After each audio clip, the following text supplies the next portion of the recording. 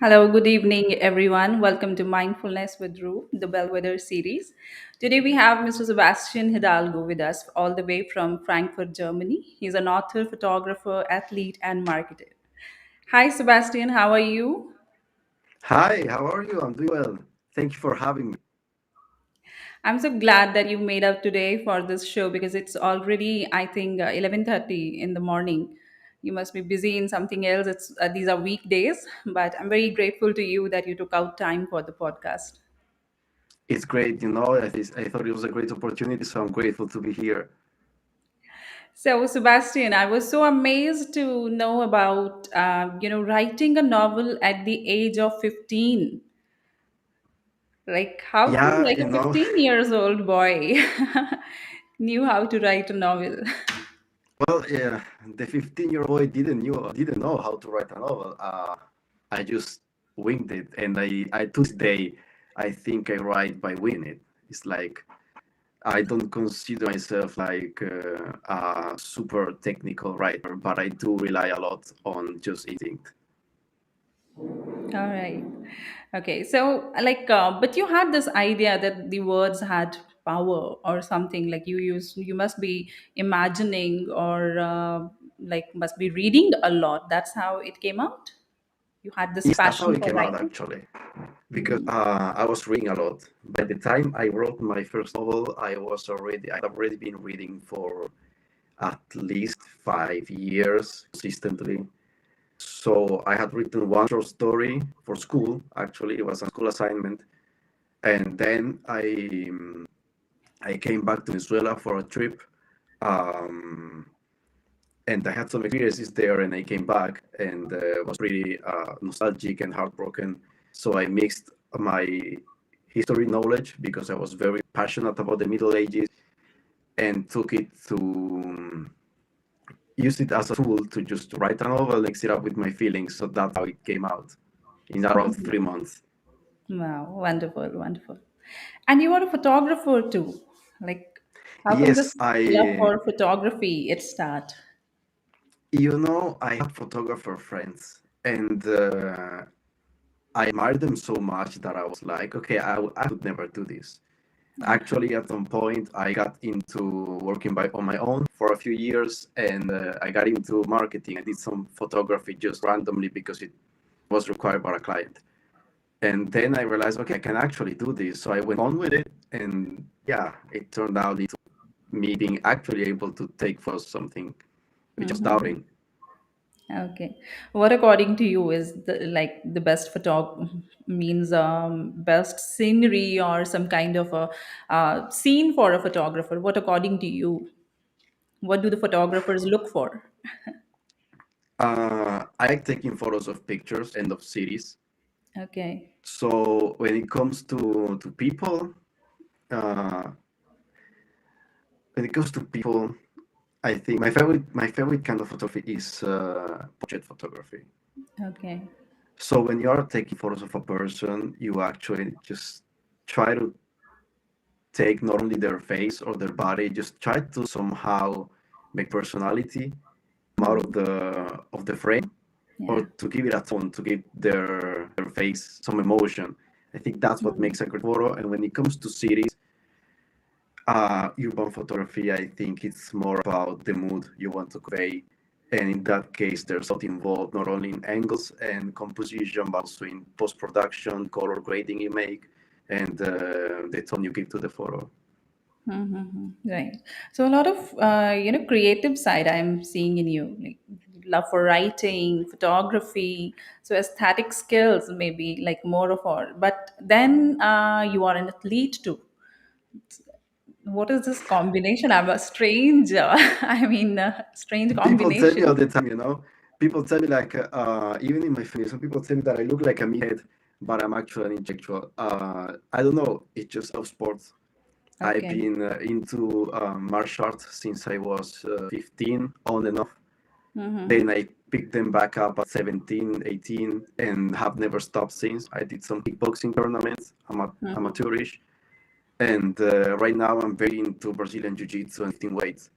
So I Mm-hmm. really do treat myself like an athlete. I have a fitness tracker. I measure my nutrition to the very last detail. And yeah, I think being an athlete and treating myself as such is what allows me to do everything else with drive and with discipline. And do you think that after this pandemic, last year, people have become more conscious about health and everything? What do you think? And how important is it to keep yourself fit? I hope people have, this should have been a big wake call for most people. And I think it's really important that people taking their health seriously. They start. I won't say hitting the gym because I know it's not for everyone. I know some people find lifting weights boring. Some people find combat sports dangerous. Some people are just not that kind of person. But just go out for a walk every day. Spend time under the sun in the morning, or just go for a run or do calisthenics workouts. Do anything that just makes you improve your health because I think right now it's proven that regardless of you being young or old, if you get the virus, you don't know. It's kind of a Russian roulette. You never know how it hits you, so you better be prepared. It's not a guarantee that you will make it out just fine, but at least you have the tools to fight it. Yes, yes. So you, at present, you reside in Frankfurt, right? And I want to know about your background. Like, where did you spend your childhood? How was it? How all the things were? How did you come over here? Well, I'm a mover, so I was born in '95, and in 2005, so in 2005, I went to Italy. So I spent 10 years in Venezuela. That was the first part of my childhood. Um, then in Italy, I spent another 15 years, so until I was like 25. And then I moved to Germany. So my childhood was Venezuela, my teenage years were all Italy. So a lot of experience of different kinds of people, different Yes. cultures. Do you think it helps in molding your overall personality? I think is the core trait of my personality, having been so much around. I think it really changed me, it shaped me. I also find it to be controversial at some point because we live in an age in which people tend to be like so eager to grab onto a group, a tribe, and belong to it, whether you call it a country or whatever. But I don't feel like I actually belong anywhere 100% because as I grow older, parts of me still identifies more and more as a Venezuelan man, as a South American man, but yet I know that I don't belong completely in that group. But I can't identify as an Italian either because there's a lot of stuff I don't match with Italians about. So it's complicated, but I think it's an added value. Right. And I think it's important too. Like, why don't we let one individual decide on his or her own? Like, if they want to means relate to any one culture or any one country. So it's I think good on your part that you are exploring, trying to like find out your own roots and identity. It's absolutely fine. What do you think? Yeah, it's fine. I think there was once this term, the citizen of the world, and I think more people should be that. We should really be going beyond just, hey, it's my country, it's my political party, it's my group of friends, it's my people that look like me or have my same color. Just, I think, have more of a international perspective, more of a mixed culture Yes. background allows you Yeah. to understand that we are just people. Right. And so otherwise, like from your experience, where did you like enjoy the most in all these parts where you have lived so far? Where did you enjoy? Oh, well, like I enjoyed them all to some extent. By nature, I am not a person that looks too much back into the past. So I would say now I am enjoying the most here in Germany. But Right. tomorrow or next week, I could be moving to another country, and I would say the same. I'm enjoying the most myself here. Yeah, interesting. Okay, so Sebastian, like I want to know about your novel, the one you wrote earlier. Like, what was the storyline or the theme? Like, not the exact thing, but the theme you want to share with the viewers. First one Yeah, or the current first one? one or the current one? Yeah. Yeah, the current one, it actually it's interesting that you bring it up because it has plenty to do with our conversation. My current one is I'm looking for an agent for that novel. If you're out there, click here. Here's the pitch. It's about a group of human traffickers threatening to take over the city of Houston in the United States. And Houston's vigilante, which is a woman, being the one, and with their team, the only ones capable of Mhm. stopping them. And the themes of these novels, beneath the layer of entertainment, of humor, because there's plenty of that, beneath also the tragedy, because my protagonist, husband and the mother, get kidnapped by the human traffickers. The Mhm. themes are actually like bringing people together Mhm. because my characters move in a multicultural environment. So I have a blonde white woman as a protagonist who has been Mhm. raised in Chicago by two black lesbians. And Houston, she's inside an environment where she has Latinos, she has black people, she has other South American ethnicities. And the message of the book is trying to come together when there is a threat or when there is an emergency going on to solve it. That's quite interesting. Wonderful, wonderful. So, Sebastian, like, how do you come up with the plot and the characters usually when you write? What do you have in your mind when you come up with these interesting characters? Okay, this is this is um this is hard to explain. This book came out in the idea came out just by doing some random tweets. A very short story they called. It's like a story in one tweet. I did two of them. A friend of mine was like, "Hey, I love the character. Why don't you pull out a book? Why don't you pull a book out of it?" And I ended up writing the book in 16 days. So it's not like you have time to actually think about the characters. They just come out on the page for me. I'm not creating them. I feel more like witnessing the characters. Mhm. So my creative process is in general very spontaneous. I And think the 16 background for days, that. it's like so Yes, quick. that's Within super quick. 16 days. I was working kind of 5, 8 hours a day, so like a full-time job, Mhm. and yeah, it's pretty fast. But I think the backbone behind being able to write that is to write characters. Is that I have a passion for psychology. I'm a reader of psychology, body language. I keep studying on my own.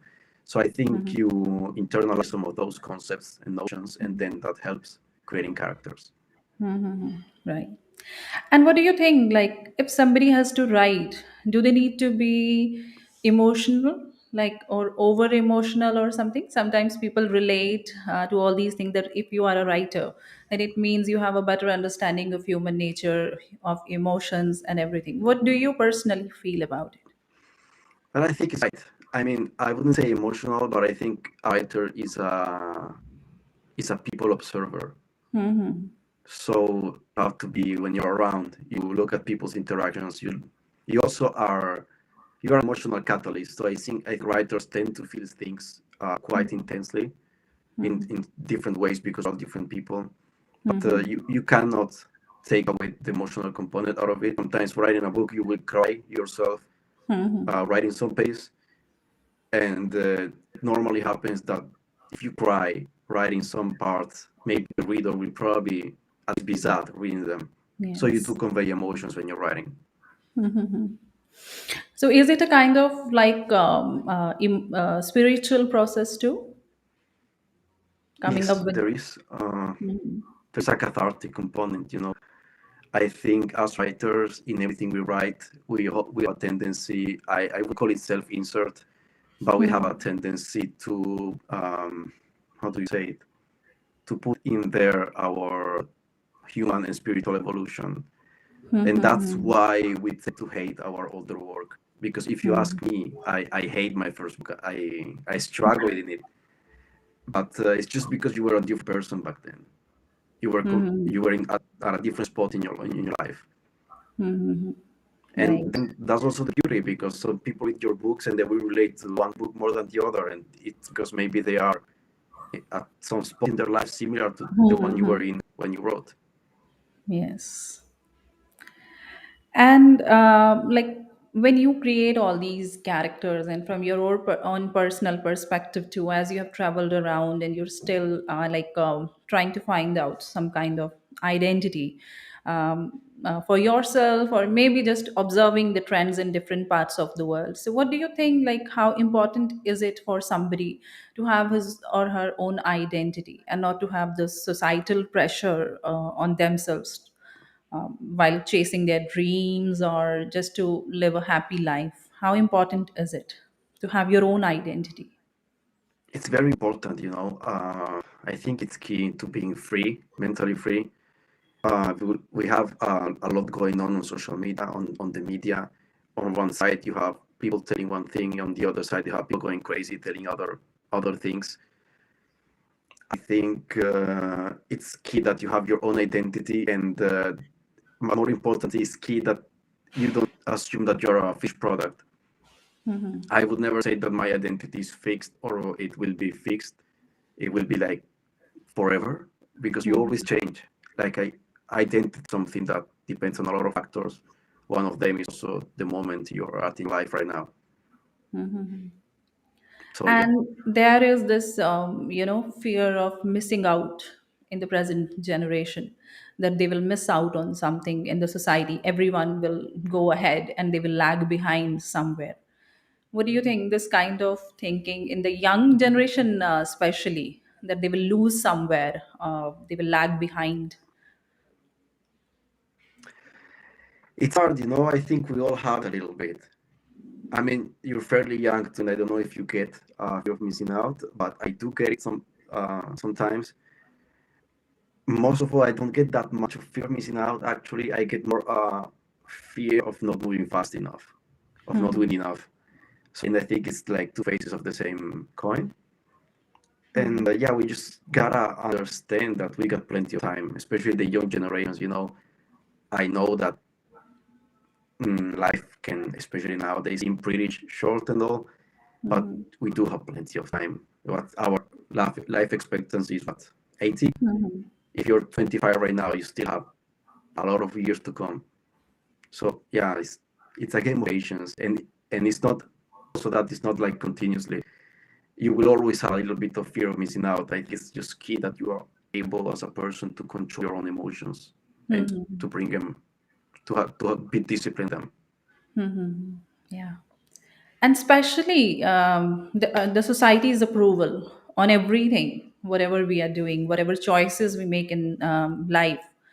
That also and increases this pressure of missing out. Yes, and I think that's the worst part, you know, because society is not. If you think about it, society is just other people's opinions, and in the worst cases, in some countries and even in families, society is tradition, and tradition. If you sim it down, tradition is peer pressure from dead people. So, are you letting yourself be pressure? Like, what you think? Are those your values? Are you living your own truth? Are you just trying to please people? And being not a people pleaser, I think, is key. And it's important to keep balance, you know, because it's okay to have common sense, but it's not okay to just let your friends or whatever just determine who you are, what you do. And you know what, like the kind of culture you are in, it's like easy for you, like you moved from one place to another. I don't think there was much pressure of family or anything. That is how you could move from one place to another, led one part of your life somewhere, then another somewhere.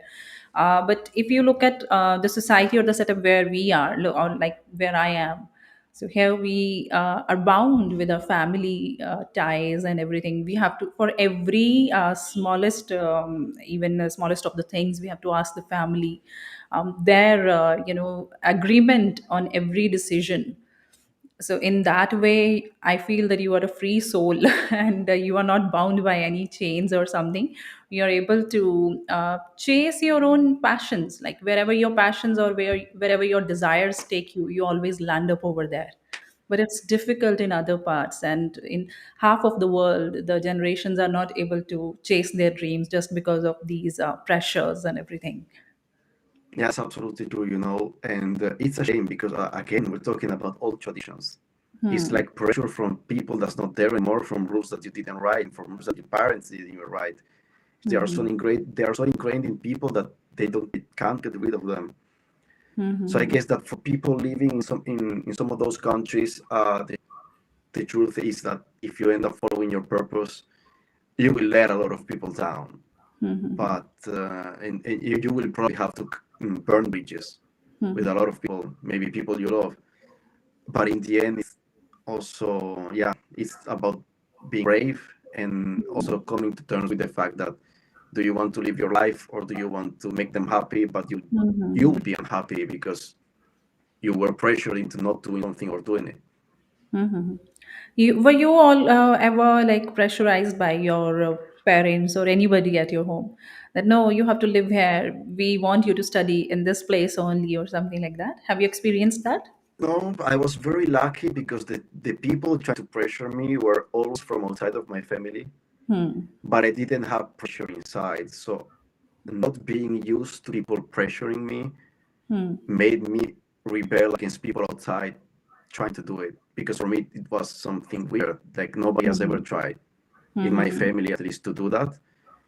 And so when it came from the outside, we came from friends or teachers, I just don't react well to it. I don't respond to it.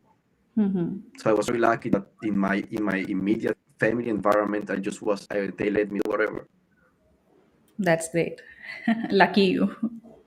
So, talking about this thing I read in your profile, marketer. So, how come this? Like, are you into some marketing business or some kind of other businesses or something, promoting something? Like, what is this all about? Well, I worked independently. I had my own business for after university until today, Mm-hmm. until like this year and early this year. Then, because of the pandemic, the pressure got kind of hard. I needed a break to figure out what I really wanted to do because I think that wasn't the right path. Mm-hmm. So I was just working, and stressing myself out, and the pandemic just made the result diminishing. So Mm-hmm. in the end, I decided, hey, I want to get a job. Mm-hmm. I will try to get into something that I like and something that gives me the time and the stability to just figure myself out and figure what's the next step for my life. Mm-hmm. And so I applied for a few months and ended up landed in this IT company, and I'm working in the marketing department.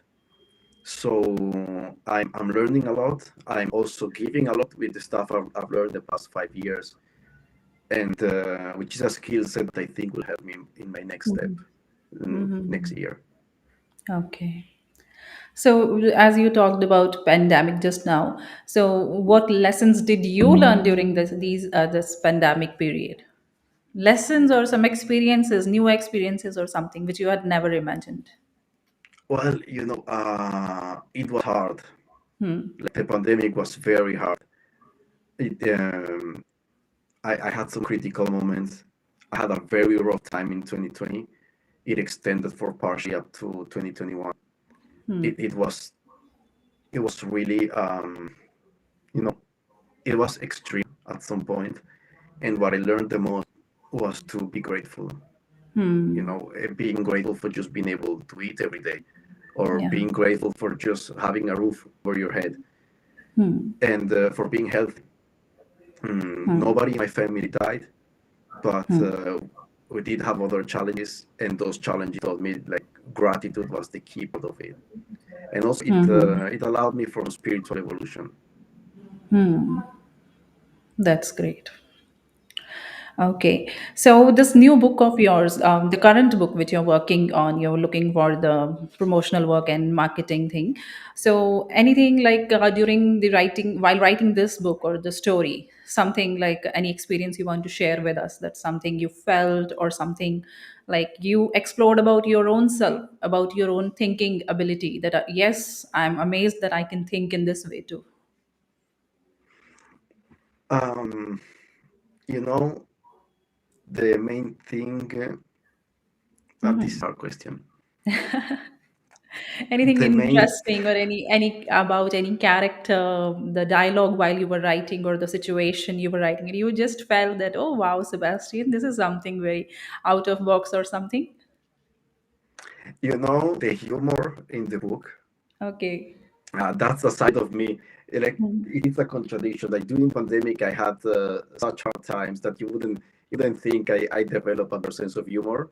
Hmm. But actually, writing that book, I was during final writing phase, I was like on at my worst, and yet the book was making me laugh all the way through. And I'm like, where is this coming from? Like these characters and saying stuff that's hilarious. And I'm feeling like sometimes I was writing in the opposite of that mood. I was like Hmm. such in a dark place, and yet there was this bright side somewhere inside of me that was coming through these characters, and it made me feel alive. Okay, interesting. So, Sebastian, you have your own podcast too. You interview people, you explore different subjects. How did that idea came to your come to your mind that you should be talking to people and bringing them forward with their own school of thoughts? How did it come? Because I like people. Mm. I like talking to people. Like, it's wonderful. Like, just knowing someone that has a completely different view than mine, because I've had those guests too. Mhm. It's great. Like, I just love to have a friendly, not a confrontation, just a friendly conversation Mhm. with Yeah. someone who maybe I don't agree with. And if agree with them, it's great, because okay, Mhm. we're just going along, and it feels like we're chilling out at a bar or just Mhm. at home talking. But it's just another way of exploring, observing people. Mhm. Right now, I put my podcast on hiatus Mhm. because I'm figuring a lot of stuff out next year. But yeah, Mhm. the main reason was I like people. Mhm. All right. So, one piece of advice that you would like to give to anybody, like any young person or old person, from your own life experiences or the way you feel about thing, and that one advice you want to give them to live a more meaningful life, what would that be? Or have you reached a certain stage where you can say that yes, I know what a meaningful life is and I have these tips for you, or something like that? I think a meaningful life is, I can't tell you what a meaningful life is. It's so personal, and that's the whole point. If it had, this thing happened to a friend recently. He told me that he was going to get drunk because he needed it, and I know he's stressed because of work, and I know he's through some trouble. Hmm. And the thing is, a meaningful life is a life you don't have to escape from. If Hmm. you find yourself during the weekend drinking yourself out Hmm. just because you need to forget what's going on, or if you find yourself there partying every day just because you're escaping something, that you are probably not living a meaningful life. Hmm. So my best advice would be just spend some time alone, Hmm. talk to someone, talk to friends, Hmm. talk even to an expert if you need to, Hmm. and try to figure out what in your life is causing you like discomfort, Hmm. Hmm. and Hmm. try to get rid of it or try to live with it better. Because I Hmm. can tell you what a meaningful life is. For me, it's writing. For me, it's like trying to build businesses. But in general, a meaningful life is having fun. Life is not easy, so try to have fun, live it, and try to do stuff you like. Hmm. You know what I was thinking that I don't know, maybe I'm wrong. You can correct me with that. Like here we have, we were just a few minutes ago talking about family ties and having people connections together. So sometimes, like, don't you think these pressures and all these stresses which the world is going through, it's because of that isolation. They are all alone somewhere, feeling that kind of solitude somewhere, loneliness, because here, like, we have at least somebody to talk to at home. If not parents, then it would be the siblings, or somebody or the other would be there at home to talk to us. But then there are societies like in the metropolitans and everywhere, people are living alone. They don't have like anyone to talk to. and then this whole world of social media, the virtual reality. So do you think some kind of pressure is because of this too? Yes, I mean, as humans, we are social animals.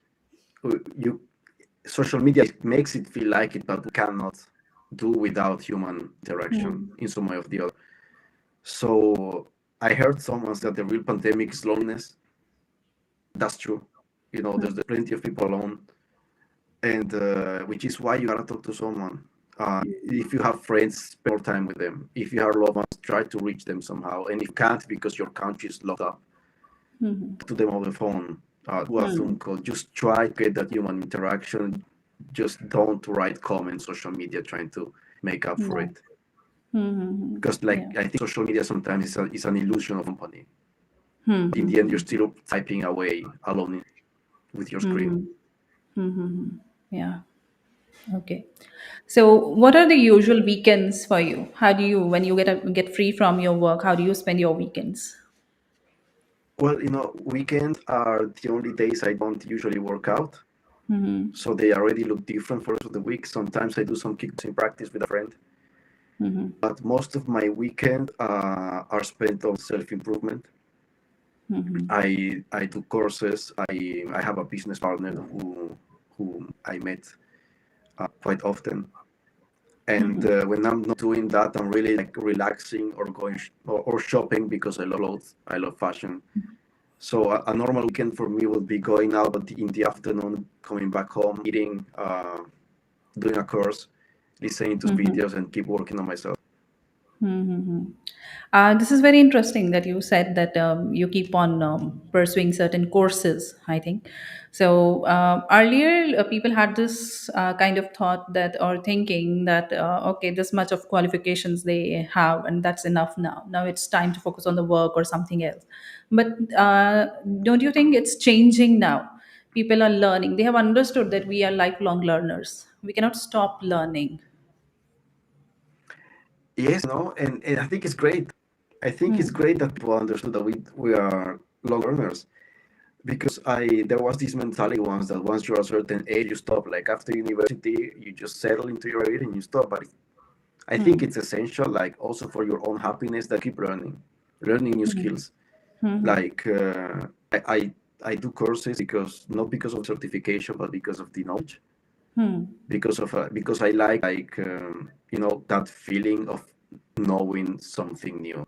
Like at some Hmm. point you have this show, you have to learn how to produce a show.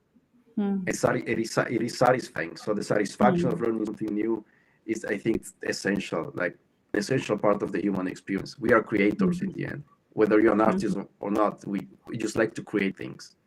Hmm. Right. It's true. So, Sebastian as an author, or Sebastian a photographer, or the athlete, like what do you like the most? Which version, according to you, is the best at That's present? a hard question. What's the best version of me? Uh, you know, I think it's the author version of me. Author. When I feel at my best when I'm writing. Mm-hmm. I consider myself to be a good writer, but I don't have an agent right now, so I still need my proof of concept. But regardless of whether I get it or not, I really think the best version of me is the one that's writing books when I'm writing All right. books. Mhm.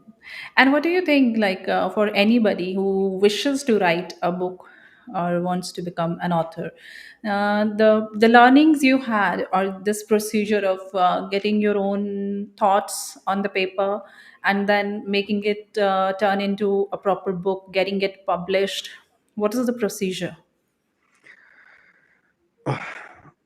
Read, read Yeah. a lot.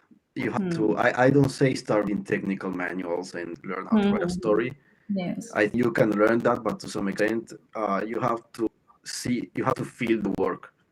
So Hmm. just find a genre you like and read. And then comes the easiest and the hardest part, which is start writing. Like once you get an idea, just sit down and write it and stick to it. That's where discipline comes in because motivation is great, but it finishes, and but so does inspiration. So once you Hmm. have an idea, you can't expect to be inspired every day. Hmm. So my thing is, I don't write books year round, but when I have a good idea, I decide to write it. I stick to it every single day until it's finished. Hmm.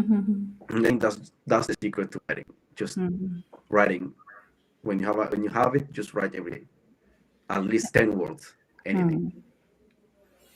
And what kind of language do you prefer? Like a language with very difficult vocabulary or something which a common man can understand? What is your style of writing? I admire so much lyrical writers, those that use like complex words that is very poetic. But I am a very meat and potatoes kind of writer. Like my goal, as a writer, I consider myself an entertainer. Hmm. So I want to write in a way that feels to you like you're watching a movie or reading a movie. Hmm. So my writing style tends to be for the everyman. Just it's simple, straightforward, but still has pacing. I like a lot using pacing to give speed and rhythm to the story. Wonderful. So it was a great conversation with you, Sebastian. I came to learn a lot about you, your style of living, a different kind of thought process. That yes, we can chase our dreams and we can be, we can be simply be like us, whatever we want to do. So that's something like you replicate whatever you want to do in life, you're doing that. I'm very glad with that thing. Like there are not many people who are able to do this. So one last message for today's interview for the viewers that you would like to give to the people around out there who are watching us. Uh, one last, there will be so many things to say, especially right now with the pandemic still going on. Yes. But one final message would be just keep trying. Whatever you're doing to be better, to live better, keep trying. Most of the stuff you will try to do will not probably work, but that's the beauty of it because for everything you fail at is a new thing learned. So I know sometimes it's shit, especially like if you're a writer, for example, you will get rejected a lot. Keep trying, keep asking. And if you want to change your body, keep going to the gym. If you want to do well at your job, keep doing better. So that's my message. Just keep going. It's gonna turn out better. Absolutely. It's very important to be trying over there and just putting some effort at least then we are satisfied with our own selves that at least we tried something. Whether we pass or Exactly. we fail, at least we tried something. Yeah, that's more than most people can say. So it's an achievement. Already having the courage to try, no one can take that away from you. Thank you so much, Sebastian, for your time coming up today for this talk and really wonderful answers you gave and very impressed with your own Thank you. lifestyle and your thinking. Thank you so much Thank for you so today. much. It was a pleasure. Thank you. Thank you so much, viewers. So, this was Sebastian Hidalgo from Frankfurt, Germany. And here he discussed about his own style of living. We have all the rights to decide on our own that what do we want from life. And it's a wonderful, I think, wonderful choices he has made. That wherever he wanted to live, he has lived. He is pursuing his dream of writing. He's a photographer. He's keeping himself fit. And then he's into businesses doing courses to keep his knowledge upgraded, and it's wonderful. It's a wonderful example of the new generation. Thank you so much, Sebastian. Thank you so much, Thank you. viewers. It was Good great to be evening. here. Have a great day.